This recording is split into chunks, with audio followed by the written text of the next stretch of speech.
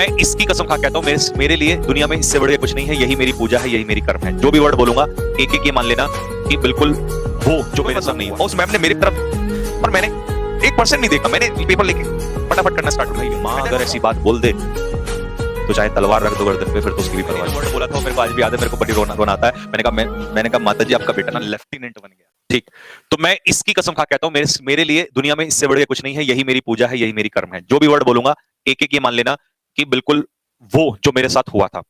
और कैसे करके फर्स्ट टाइम की बात बताता हूं आप लोगों को, सुनिएगा ध्यान से। इसीलिए डिमोटिवेट मत होना। आज आपके पास बहुत सारे साधन है, हमारे टाइम पे कोई साधन नहीं होता था। तो मैं आप लोग को अपना फर्स्ट रिटर्न की बात बताता हूं। एसएसबी की तो बहुत दर्द भरी कहानियां हैं, वो छोड़िए। फर्स्ट रिटर्न की बात बताता हूं आप लोग को।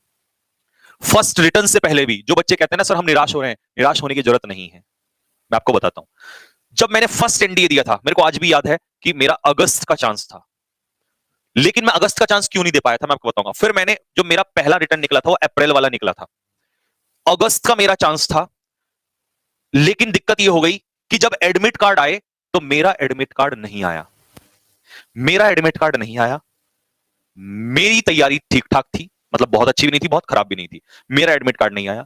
मैं खूब रोया, क्योंकि यह बात तो तय थी कि मुझे एनडीए से, आप सभी को पता है कि मैंने अगर जिंदगी में किस चीज को, एग्जाम को जिया है ना, मैंने बहुत एग्जाम निकाले उसके बाद, लेकिन मेरा जो जीना था बिल्कुल सिर्फ और सिर्फ एनडीए के लिए था। क्योंकि मैंने इस पे कसम हाथ रख दिया तो मेरे लिए सब कुछ यही है। जो भी वर्ड निकलेंगे वो सच्चाई है।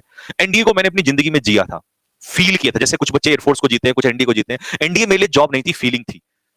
ठीक है, तो मेरा अगस्त का अटेम्प्ट था, सबके एडमिट कार्ड आ गए, मेरा एडमिट कार्ड नहीं आया। मुझे तुरंत किसी ने बोला कि तुम दिल्ली जाओ, यूपीएससी पहुंच जाओ, वहां जाके पता चलेगा। मैं यूपीएससी गया अपने मामा जी के साथ। वहां जाके मुझे पता चलता है कि मेरा यूपीएससी का एडमिट कार्ड जो है रिजेक्ट हो गया है। क्यों? क्योंकि मैंने बेवकूफी से, कुछ उस समय कोई बताता नहीं था, हम खुद फॉर्म फिल किया करते थे। तो मेरा यूपीएससी का एडमिट कार्ड जो था वो रिजेक्ट हो गया था। और मैं उस समय इतना बैठ के रोया, मेरे को आज भी याद है। मैं रेलवे स्टेशन पे बैठा था और मैं रो रहा था। और मेरे मामा जी मुझे सपोर्ट कर रहे थे। मतलब होता ही है भाई, मामा थे मेरे साथ में, तो उन्होंने कहा नहीं रो मत। अब रोना तो आएगा ही, सीधी सी बात है, दिल दर्द। इसीलिए हम आज भी वैसे ही हैं। हमारे बच्चों का पेपर खराब होता है तो हम तब भी उसको फील करते हैं, क्योंकि हम रहे हैं। जिस इंसान ने कभी एग्जाम ना दिए हो, जिस इंसान ने उसको एग्जाम को ना दिया हो, जिस इंसान ने उसको पास ना किया हो, जो इंसान कभी एसएसबी देने ना गया हो, उसको उसकी फीलिंग नहीं पता होगी बच्चों। लेकिन जिसने एक पल जिया है ना, वो उसको जानता है। हम क्यों निराश हुए, हमें क्या फर्क पड़ना था? कोई फर्क नहीं पड़ना था। लेकिन हम क्यों परेशान हुए? क्योंकि हमें पता है कैसी फीलिंग्स आती हैं। हम स्टूडेंट रहे हैं और हमने तो वो कई बार निकाले एग्जाम। तो मैं रोने लगा। तो मेरे उसी एडमिट कार्ड, मेरे उसी बैग में मेरी माताजी ने एक एडमिट कार्ड और भी डाला था। मतलब मेरा एक चीज का और भी एडमिट कार्ड आया था, that was of Indian merchant navy. तो मर्चेंट नेवी का उसमें था। मेरी माताजी का फोन आया कि बेटा तेरे मामा ने बता दिया था कि जो एग्जाम है इसका, ये मतलब एडमिट कार्ड, सबको घर में पता ही था कि एडमिट कार्ड हो गया। तो मेरी माँ मेरे हमेशा साथ में रहती थी। मतलब घर वाले कभी उस समय, देखिए आज भले कोई भी साथ हो, लेकिन मैं सच बोलूंगा कि उस स्टार्टिंग में घर वाले थोड़ा सपोर्ट में नहीं थे। पढ़ने के लिए सपोर्ट में थे, लेकिन कमेंट थोड़ा बहुत चलता रहता था, कब निकलेगा एग्जाम, बस ऐसे ही करता रहेगा क्या, एग्जाम नहीं निकल रहा तो उससे, मतलब ये वाली बात। और माँ जो थी भाई, माँ साथ में रहती थी, कि मतलब सपोर्ट में रहती थी हमेशा। तो माताजी ने कहा कि एक काम कर, दूसरा वाला एग्जाम है नेवी का, मर्चेंट नेवी का, तू एग्जाम देने चला जा। मैंने कहा मेरे को कुछ नहीं देना है, क्योंकि मर्चेंट नेवी मेरे को पसंद नहीं है। देखिए जिंदगी में काम कोई भी कर लीजिए, सब अच्छे होते हैं, लेकिन दिल के करीब भी तो कुछ चीजें होती है। तो नेशनल डिफेंस एकेडमी खड़गवासला जो है वो यहाँ यहाँ हुआ था। तो मैं उस समय रो रहा था और माताजी बार बार समझा रही थी कि बेटा नहीं, तू चला जा, तो चल ठीक है। क्योंकि मुझे पता था कि मैं मर्चेंट नेवी का एग्जाम निकाल दूंगा। देखिए मैं कैलकुलेशन जब छोटा हूं ना तब से ही करता आया हूं। मेरा दिमाग हमेशा से ऐसा चलता आया हुआ कि पहले ही देख लेता हूं आगे क्या होने वाला है। तो मेरे को पता था कि मैंने मर्चेंट नेवी का पेपर अगर निकाल दिया तो मुझे भेजेंगे जरूर जबरदस्ती, क्योंकि आपको पता है कि घर में सबसे पहले क्या चाहते हैं घर वाले, सरकारी नौकरी लग जाए, दैट्स ऑल।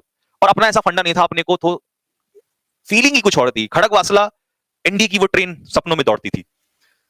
तो मैं सोच लिया था कि बेटा तू अगर पेपर देने चला गया, तेरे साथ हादसा होने वाला है।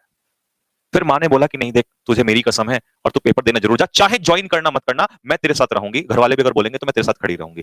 और भाई माँ अगर ऐसी बात बोल दे तो चाहे तलवार रख दो गर्दन पे, फिर तो उसकी भी परवाह नहीं है। तो मैं एडमिट कार्ड उठाया और मैं मामा जी को साथ लेके चला गया। ठीक है, मैं गया वहां पर पेपर देने। और देखिए भाई, एटीट्यूड हमारे अंदर उस समय फुल था। ठीक है, खैर ज्ञान धीरे धीरे जब आता है तब इंसान का एटीट्यूड भी कम हो जाता है। तो हमारे अंदर उस समय एटीट्यूड फुल था। एटीट्यूड किस बात का था? खैर हालांकि देखिए हम स्टूडेंट्स थे, छोटे थे, तो हमें नहीं पता था क्या सही है क्या गलत है। तो एटीट्यूड ये था कि हम एनडी के स्टूडेंट्स हैं, इतनी मेहनत की है हमने, वी आर, भाई अपने आप को फील कर लेते थे कि we are national defence academy officer, merchant navy का एग्जाम देने जा रहे हैं। हालांकि देखिए फौज सारी एग्जाम एक चीज है, लेकिन उस समय माइंड में कहीं ना कहीं था। तो मैं एग्जाम देने गया और वहां पे मैडम जो थी वो शीट बांट रही थी और मैं गुस्से में मेरी आंखें लाल थी, मैं जाके बैठा। तो ऐसे नहीं कि जैसे नॉर्मल स्टूडेंट बैठे हो, मैंने फटाफट लाइए शीट नहीं, ऐसे इस तरीके से करके, और कोई मतलब नहीं है, और उस मैम ने मेरी तरफ, और मैंने 1% नहीं देखा, मैंने पेपर लेके फटाफट करना स्टार्ट कर दिया, and that was offline paper, sheet fill कर दी। मैंने मुश्किल से कितना टाइम लिया होगा, उसमें कुछ भी नहीं था, कुछ भी नहीं था, मैं लिटरली बोलूं उस पेपर में कुछ नहीं था, मेरे को फटाफट मैंने पेपर दिया, और मुश्किल से कितना टाइम लगा होगा मेरे को, लगभग 30-35 मिनट के अंदर अंदर मैंने वो पेपर करके रख दिया, और मैं बैठ के ऐसे बैठ गया, वही, क्योंकि याद तो उसी की आ रही थी।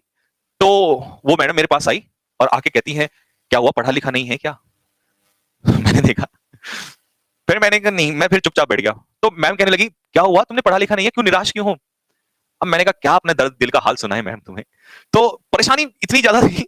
फिर मैम ने देखा मेरी शीट, क्वेश्चंस मिला है, उसने कहा, अरे तुमने तो सारे सही किए हुए हैं, काफी आंसर उसने देखे होंगे, मैथ किए होंगे, तो तुम रो क्यों, मतलब परेशान क्यों हो रहे हो? मैंने कहा, मैम छोड़िए ना, कुछ है, दिक्कत है। बोला, अरे खुश होना चाहिए, तुम्हारा तो पेपर तो अच्छा हो रखा है, मैं तो वैसे ही देख रही थी, सोच रही थी कि तुम नालायक हो या निकम्मे हो। मैंने कहा, मैम मैं एनडीए एस्पिरेंट हूँ और मेरी तैयारी उस लेवल की है। मैंने कहा, ये कहाँ सोच रही है, तो क्या हुआ? फिर मैंने उनको बताया फटाफट, मैंने कहा, मैम ऐसे और मैं ये, और मैं देना नहीं चाहता हूँ। तब उन्होंने कहा, okay you are national defence academy aspirant. तब मैंने कहा तब उन्होंने मुझे छोड़ा, और वो बार बार मेरे पास आती थी, मुझे समझाती थी, ठीक है। और फिर मैं वहां से निकला, मैंने पेपर दिया, मैंने फटाफट पेपर दिया, और मैं वहां से निकला मामा जी को लेके, और हम फिर वापस आ गए वहां से। तो कुछ दिनों बाद फटाफट जल्दी से रिजल्ट आया अमरचक का, और कॉल लेटर घर पहुंचा और बोला कि भाई सिलेक्शन हो चुका है, अब आप अपने बच्चे को भेज सकते हो। मेरे घर में हो गया हंगामा, और जबरदस्त हंगामा, क्योंकि सारी फैमिली कहती थी कि भेजो सरकारी नौकरी, जबकि वो सरकारी कहाँ है, लेकिन फिर भी मतलब ये था कि जॉब लग गई है भैया, मर्चेंट नेवी में लड़के का सिलेक्शन हो गया है। और मैं अपनी माताजी के चेहरे की तरफ, मैंने कहा, बताओ क्या करूं मैं, और माताजी मेरी मेरी तरफ, तो इस तरीके से चल रहा था। खैर मैं खूब लड़ा, माँ ने मेरा सपोर्ट किया, और मैं उससे बच गया, मैंने नहीं दिया। देखो भाई, सीधी सी बात थी, मैंने उसको छोड़ा और मैं वहां से निकल गया, कि मैंने कहा मैं नहीं करूंगा बिल्कुल भी, चाहे कुछ भी हो जाए, क्योंकि मेरे को सिर्फ एक ही चीज से प्यार है। तो मैंने उसको छोड़ दिया था। फिर क्या हुआ, उसके बाद अगस्त का अटेम्प्ट मेरा खत्म हो गया था, मैं लग गया दिन रात तैयारी में और अच्छे से प्रिपेयर करने में। तो मेरा अप्रैल का अटेम्प्ट आया, अप्रैल का अटेम्प्ट 18 अप्रैल को ही था। मेरी तैयारी ठीक थी, लेकिन मैं ओवर कॉन्फिडेंट था। मेरा मैथ्स की तैयारी बहुत अच्छी नहीं थी, लेकिन मेरा जो सेकंड सेक्शन था ये बहुत मजबूत था पहले से ही, क्योंकि साइंस ठीक थी मेरी, इंग्लिश में मेरे को कभी समस्या नहीं होती थी, और जीके में मैं लर्न करने में भी ठीक ठाक था। बट मेरा मैथ्स तो मेरे को बहुत दिक्कत थी भाई।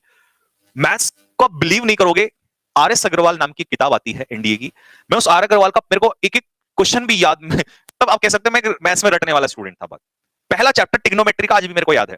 फिर उसी ट्रिग्नोमेट्री में एक वो आता है एंगल ऑफ एलिवेशन और डिप्रेशन वाला आता है, क्या है उसका नाम, कुछ इसी तरीके से है। तो एंगल एलिवेशन डिप्रेशन का क्वेश्चन मतलब ये रहता है। फिर इंटीग्रेशन डिफरेंशिएशन, तो मेरे को इतना वोमिटिंग एकदम से, तो मेरा मैथ्स बहुत कमजोर था, ठीक है।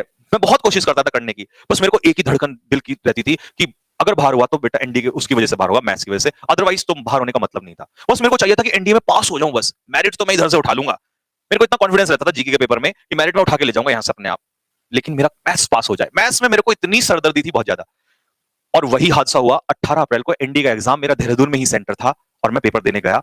पेपर देने जैसे बैठा, सबसे इंपॉर्टेंट मैं जो आपको बताना चाह रहा हूं, जो मैंने गलती की है, मैंने इसकी कसम खाई है, ये मेरे लिए सब कुछ है, मैं आपको एक एक बात वो बता रहा हूं जो हुआ, और यही गलती मैं अपने स्टूडेंट को वही बताता हूं जो मेरे साथ हुआ, वही नहीं चाहता मेरा स्टूडेंट वो रिपीट करे। ध्यान से सुनना, अगर आप फर्स्ट टाइम देने जा रहे हो तो ध्यान से सुनिएगा। 120 क्वेश्चन में से मैंने स्टार्टिंग से शुरू कर दिया, क्योंकि एक्सपीरियंस नहीं था, मेरा फर्स्ट अटेम्प्ट था वो। फर्स्ट मैं स्टार्टिंग के 10 क्वेश्चन में उलझता हुआ रह गया, 10, 11, 12, 13, 15, 14 पे पहुंचा। मैंने पूरा पेपर पढ़ा ही नहीं, मैं लगभग मुश्किल से 35-40 क्वेश्चन पे पहुंचा, और उनमें से मेरे को जितने हो पाए 40 या 45 पे मुश्किल से पहुंचा होऊंगा मैं। और उसके बाद बेल बज गई, बेल 5 मिनट वाले से पहले बजती है, 5-10 मिनट पहले से बेल बजती है। उस बेल के बजते ही मुझे पता चला इतना टाइम बचा हुआ है, और मेरे इतना स्वेट होना स्टार्ट हो गया, मेरे को लगा सब बर्बाद हो गया, इतनी अच्छी तैयारी होकर भी अब क्या होगा। और मेरे को डर लग रहा था मैथ्स का, मैंने कहा कवाड़ हो गया बिल्कुल। बट मैंने एक उस समय, देखिए इसी को कहते हैं कि आप किस टाइम पे कैसा डिसीजन लेते हैं। मैंने तुरंत डिसीजन लिया कि पेपर को जल्दी फटाफट पलट। तब मेरे लास्ट मिनट में दिमाग में आया कि बेटा इसमें आसान क्वेश्चन भी तो हो सकते हैं। मैंने फटाफट पलटा, और वास्तव में आगे ऐसे क्वेश्चन थे बच्चों कि देखते ही मैंने जो रटने वाले भी क्वेश्चन, मतलब रटने वाले तो मैं मैथ्स में अच्छा नहीं था, तो इसलिए मेरे हिसाब से थे, जिनके value putting, trigonometry questions value putting 90 रख दिया फटाफट। जैसे एक क्वेश्चन आता है 10, 30 कॉट, सॉरी ऑपोजिट, मतलब जो समझ ना, फीलिंग्स मेरी कट जाता है उल्टा, फिर इधर से कटता, इधर से कटता, इधर से कटता, इधर से कटता, सीधा आंसर देखते ही 1045 बीच में, 1045 वैल्यू 1, ऐसे क्वेश्चंस।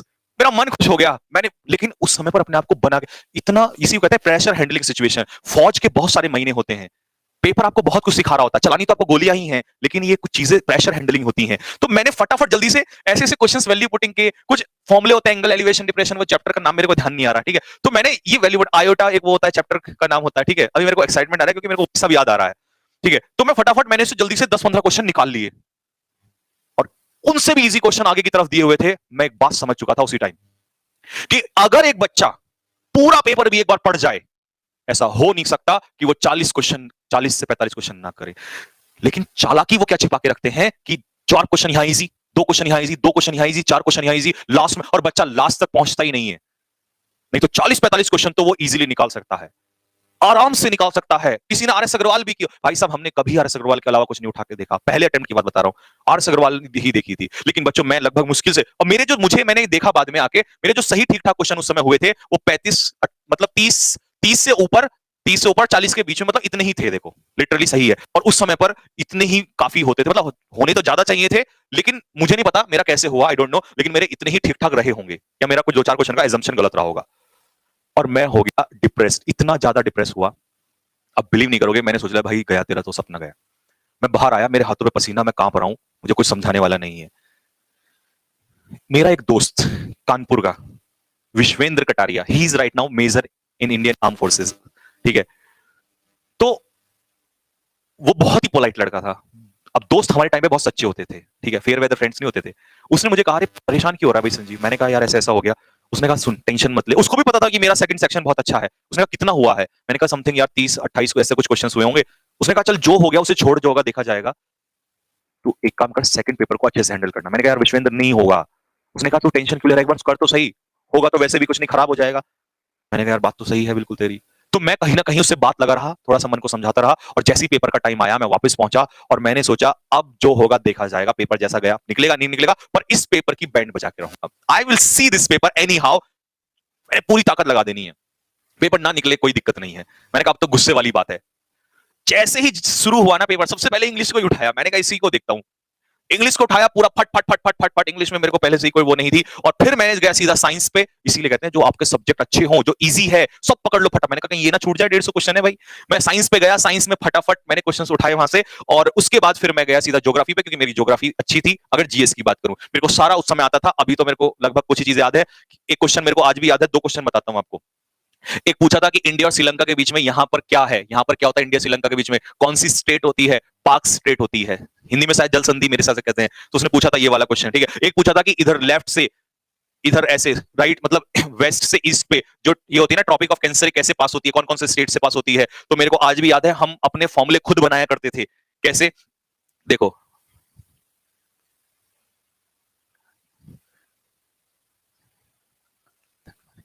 अब मैं तुम्हें शॉर्ट ट्रिक नहीं बताऊंगा, देखो, लेकिन मेरी शॉर्ट ट्रिक अभी भी, दिल से पढ़ाई करी थी यार।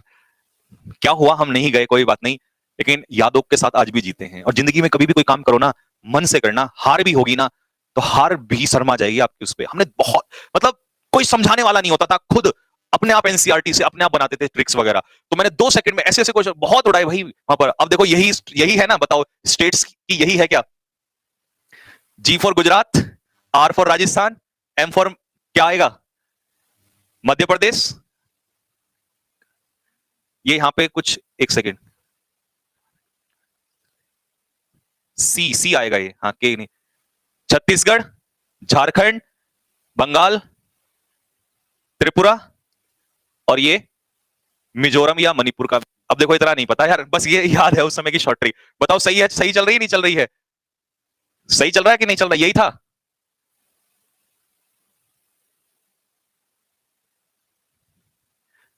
अब देखो मुझे नहीं पता तुम्हारी शॉर्ट ट्रिक क्या है, मेरी शॉर्ट ट्रिक कुछ इस तरीके से थी, मैं रिवील कर देता हूं हमने क्या बनाया था। ऐसी मेरे पास बहुत सारी शॉर्ट ट्रिक्स थी, अभी भी कुछ याद है कुछ नहीं है। देखो इस तरीके से मैंने बनाई थी उस समय पर, ठीक है।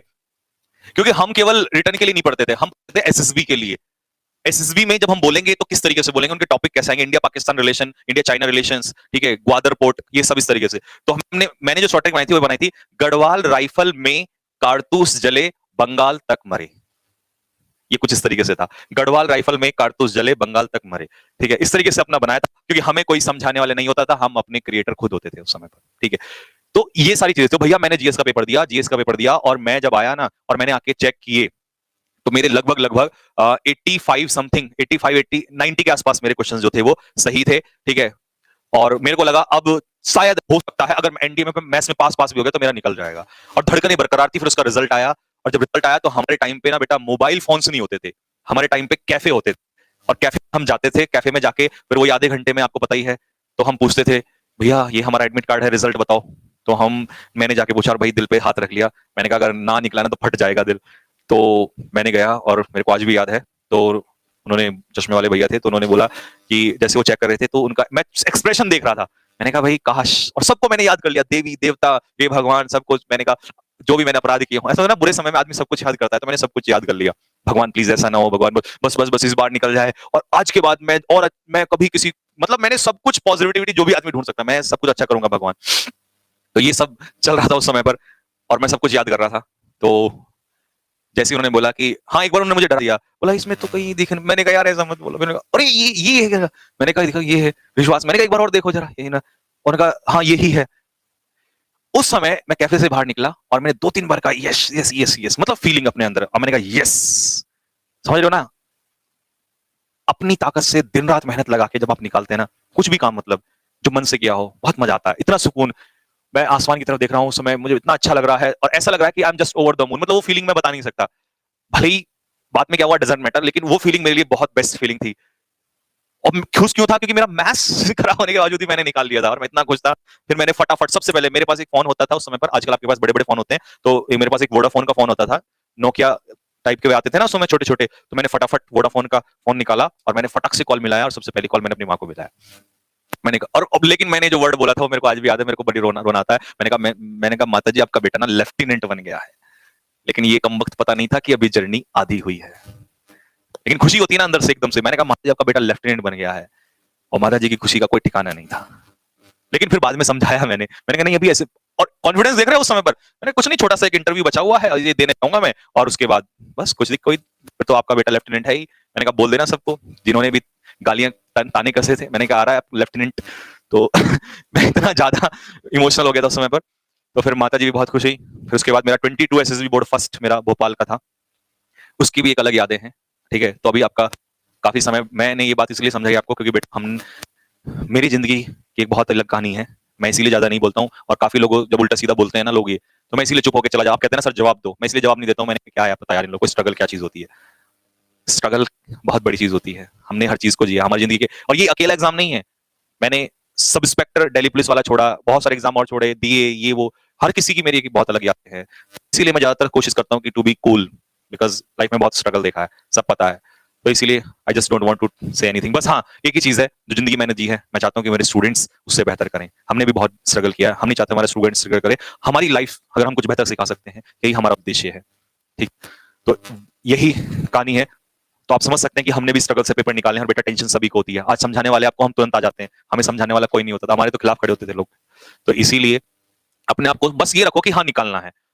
और भाई साहब जब दूसरा अटेम्प्ट आया ना, क्योंकि अगस्त में था अगला अटेम्प्ट, अब बिलीव नहीं करोगे मैंने मैथ्स की जो धज्जियां उड़ाई ना, कसम से खा रहा हूं मैंने जो मैथ्स की धज्जियां उड़ाई, और बोलोगे आप सर कैसे, क्योंकि मैं रिस्क नहीं लेना चाहता दूसरे एग्जाम पे। मैंने कहा अब रिस्क नहीं बेटा, अब इस बार तो निकल गया। मैंने फिर मैथ्स को पकड़ा, और मैंने जो रजिस्टर्स आते थे ऐसे लगा दिए साइड में। मैंने कहा भरना स्टार्ट कर दो, 2-2 दिन में रजिस्टर्स फटाफट। और सबसे पहले मैंने आर.एस. अग्रवाल को पकड़ा, मैं जिन क्वेश्चन के आंसर रटता था ना, मेरे को ये भी कई बार याद था इस क्वेश्चन का, ये वाला क्वेश्चन का आंसर ये है, मैथ्स में भी रट दिया था। तो फिर मैंने उसको स्टार्ट किया, मैंने कहा अब सीखो क्या है। तो मैं उसकी एक एक कहानी को सीखता था, ये कैसे हुआ, क्यों हुआ, अच्छा ऐसा हुआ तो क्यों हुआ, ऐसा तो क्या हुआ। तब मैंने उसके अलावा एक बुक आती है फिर, दैट इज पाथ फाइंडर। फिर मैं पाथ फाइंडर पे गया, अरिहंत की कौन सा पब्लिकेशन है पता नहीं, पाथ फाइंडर नाम की आती है। फिर मैंने उसके अलावा पाथ फाइंडर पकड़ा, और तब मैंने दोनों को कई, अच्छा 50 बुक करके फायदा नहीं है, एक दो बुक कर लो, मैंने दोनों को कई कई बार किया, और मेरे लगभग 75 या 76 क्वेश्चंस मैथ में सही थे नेक्स्ट वाले अटेम्प्ट में। फिर तो मैं पेपर कहां, फिर तो मेरा इतना कॉन्फिडेंस आप समझ सकते हो, क्योंकि एक बार जब नॉलेज आ जाती है ना, और उसे आप थोड़ा थोड़ा पढ़ते रहो, फिर कभी पीछे नहीं हटोगे। फिर तो मैं पेपर से पहले फटाफट प्रैक्टिस सेट लगाता था, पेपर मेरा क्लियर हो जाता था। लेकिन सारा खेल स्टार्टिंग में होता है, और इसी प्रेशर को जो हैंडल कर लेता है वही तो ऑफिसर है। वो बात अलग है हम ऑफिसर नहीं बने, ठीक है, गम नहीं है लेकिन उस बात का। ठीक है, उसके बाद हमें जो मिले एग्जाम्स जो हमने निकाले, उसमें हमारा मन नहीं रहा, और जिसमें हमारा मन था वो हमें मिला नहीं। ठीक है, तो यही हमारी एक छोटी सी कहानी है बच्चों। ठीक है, लेकिन इससे मैं आपको एक ही बात बताऊंगा कि संघर्ष हर किसी के जीवन में रहा है। ठीक है, हटना नहीं है, अंत तक लड़ना है। जीत होगी या हार इससे क्या मतलब है। हम आज भी, ये तो खैर मेरा रिटर्न का था, कभी सुनाएंगे जब आपका एग्जाम निकल जाएगा, आपको एसएसबी की कहानियां बताएंगे, या physical, Delhi police sub inspector का फिजिकल देना या ये या वो, बहुत अलग अलग मजेदार स्टोरीज हैं। आज हालांकि अच्छा लगता है इनको याद करके मेमोरीज को, लेकिन उस समय तो बहुत संघर्ष वाली कहानी थी, उस समय तो दुख होता, दर्द होता था। तो इसीलिए I wish you everybody all the best guys. मेहनत करो और ये टेंशन मत लेना कि पेपर निकलेगा नहीं निकलेगा, बस ये देखो कि तुम अपना बेस्ट दे रहे हो नहीं दे रहे हो। जिंदगी में अपना बेस्ट दीजिए, रिजल्ट तो ऊपर वाले के हाथ में है, आप कुछ नहीं कर सकते, ठीक है। और ऊपर वाला आपको रिजल्ट अच्छा जरूर देगा अगर आपने ईमानदारी से मेहनत की है। ये मैंने बहुत फील किया, हर एक बार नहीं बहुत बार फील किया। तो सभी बच्चों को मेरी तरफ से ऑल द बेस्ट, ठीक है। टेंशन मत लेना, मैं आपका कमांडर आपके साथ हूँ, कोई टेंशन लेने की जरूरत नहीं है। हमारा नालायक कभी भी यहाँ तक नहीं पहुंचा है, ठीक है। मैं आप लोगों को